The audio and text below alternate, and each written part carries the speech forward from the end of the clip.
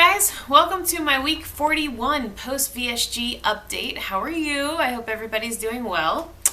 I just got back from vacation like 2 days ago, and so I am feeling relaxed and happy. We had a really great time. And surprisingly, while I was on vacation, I don't really feel like I ate that bad. So getting back on track to like normal food has not really been hard.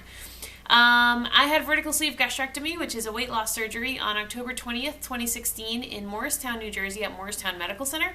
My high weight, starting weight day of surgery was 265. I'm 5'8". I'm 30 years old, but not for much longer. Last week I came to you at 175.2. This week I come to you at 175.9, so that is a 0.7 pound gain. 0.7 pound gain for the week, and 89.1 pounds down since surgery. So I'm really happy about that. I gained less than a pound on vacation. I was away for a week and I ate all the wonderful things. I can't even tell you. My husband and I took my mom to Montreal and Quebec City for her birthday. We just try to always go somewhere fun for her birthday. And I knew in advance that both Montreal and Quebec City are kind of known for having excellent cuisine. And of course, being a foodie, I was not going to pass that up. So I researched all the restaurants in advance that I wanted to go to, and we had reservations like every night for dinner at really fantastic places, and our lunches were really good too. And I feel like I did fine, for the most part. Basically, all my meals were just meat. I really didn't have carbs. I honestly didn't really even have a lot of vegetables, which isn't great, but no breads or pastas or rices. It was mostly meat. Now, it was like fatty meat, so like duck and rabbit. And we also had fish, lobster, that sort of thing. So I do think in terms of calories, I was probably higher each day than I wanted to be, but I don't think that I ate bad things. So I feel really happy with that. Also, we walked a lot every day that we were there. Way more than 10,000 steps every day. So that was great too. I also, I felt like it was very easy to be active, which was great. These cities are very, very hilly, a lot of up and down, and both my mom and my husband at some point were like, and I just felt like I could run, physically I felt like I was in great shape. I never got tired. My legs didn't get tired. My feet didn't get tired. I never got winded going up a gazillion stairs. I felt really, really good. So all in all, it felt like a very, very successful vacation. The only thing that was tough was water intake. I'm usually very good about my water, but when you're out and about all day, so I would try to drink a bottle of water before we even left the hotel in the mornings, and then I would fill up another one and take it with me. Now these are 24-ounce bottles of water, so with 3 I'm good. But then, so that second one, I would kind of drink it throughout the day, and getting the third one in was hard. And I don't know, it took a lot of effort, and I think a couple days I didn't quite make it. So other than water, I feel like I did fine. As far as sweets go, my mom very much has a sweet tooth, so we definitely ordered dessert several times a day. And if there was ice cream, we would stop for ice cream, and if there was maple popcorn, we'd stop for popcorn. I never got any for myself, but she would get some, or my husband would get some, and I would have a taste here and there. So and that didn't make me feel like I needed to binge either. It felt satisfying to have one bite. I enjoyed this and move on. I think a big part of it was that I had mentally prepared that this was what I was going to be doing. Also, like I mentioned, I don't know if it was my last video or the one before that, but I've finally kind of made this connection that when I eat junk food, I physically feel really bad. Not dumping or anything, but just sluggish and tired and bloated. And so just remembering that all the time, oh, do I want to eat ice cream? Well, I'm gonna feel kind of gross after. I just feel lean and energized when I don't eat a lot of sugar and carbs and stuff. So having that in the front of my mind has really, really helped fight mental cravings, So So I feel really good about that. So I got back and I'm back on track. Like, I'm back to eating normally. I'm back to tracking all my food.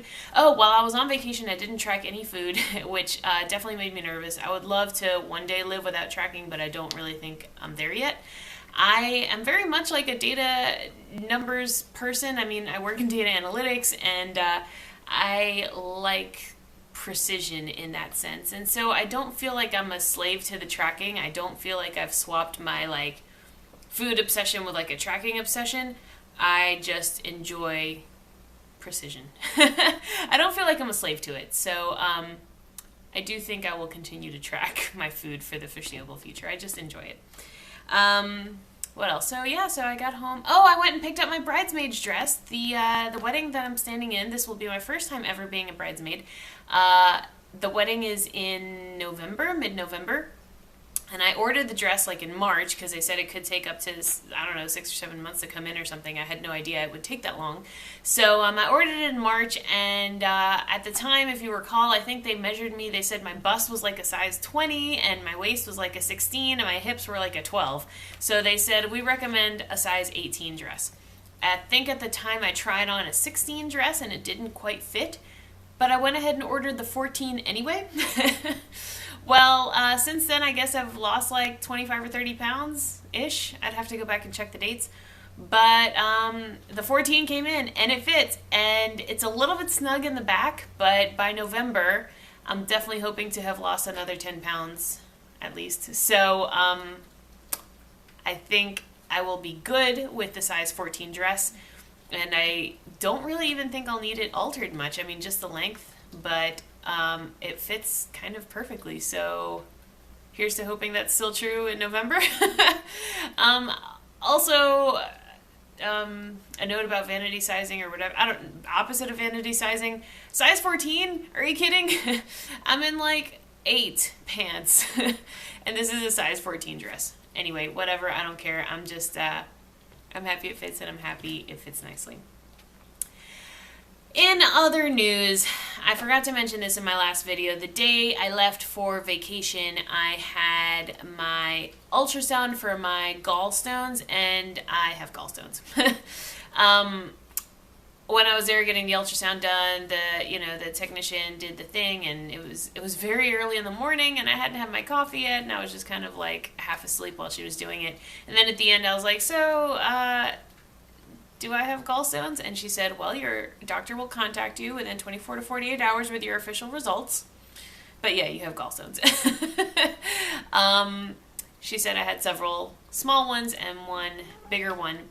So I talked to my surgeon about it afterwards, and he said it's not urgent. This is not a matter of concern like right this second, but for the foreseeable future. So what's happening, that pain I had been describing, is apparently the gallstones are passing like from the gallbladder to the pancreas, and when they pass is when I feel that pain. So eventually the gallstones will get bigger. Apparently I'm still creating them, but they'll get bigger, and eventually they, in time, long time from now, I don't know, they could get stuck in the duct between the gallbladder and the pancreas, cause pancreatitis, and then it would be like emergency, get your gallbladder out. So basically he's recommending that I have my gallbladder out within the next 6 months. He said if the pain becomes more frequent, then we can go ahead and schedule it right away. Otherwise, I can just kind of schedule it whenever.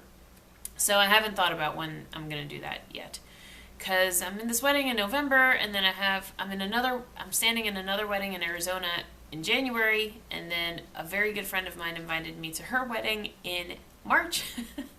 I mean, it's going to have to happen.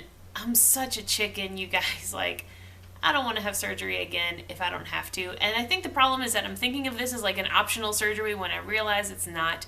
I've kind of looked around online at some like homeopathic remedies for reducing gallstones, and apparently gallstones form because you don't produce enough bile, and that is often correlated to insulin resistance. So this is probably a result of me being diabetic before my surgery, I guess. Or, I mean, it's often also correlated with obesity, yo-yo dieting, that sort of thing. So guilty is charged on all of those accounts.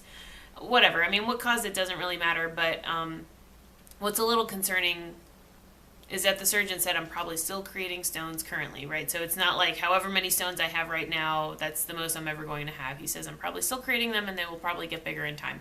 So it does have to be addressed. So I've looked at some like homeopathic remedies. Some people recommend like ox bile salts and stuff, but apparently those just like help with gallbladder function, but don't necessarily like reduce existing stones.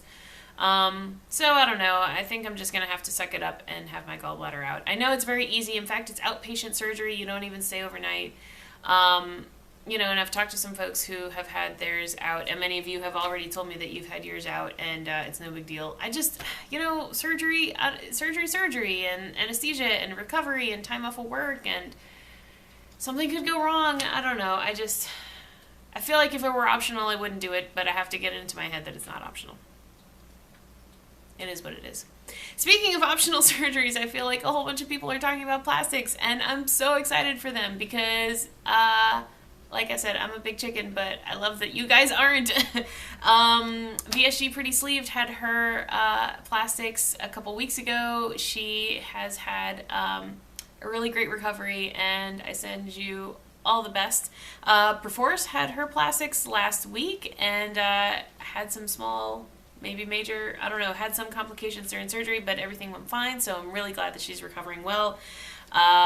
Erin from my VSG confessional, I think, is this week? Next week? I don't know, very soon.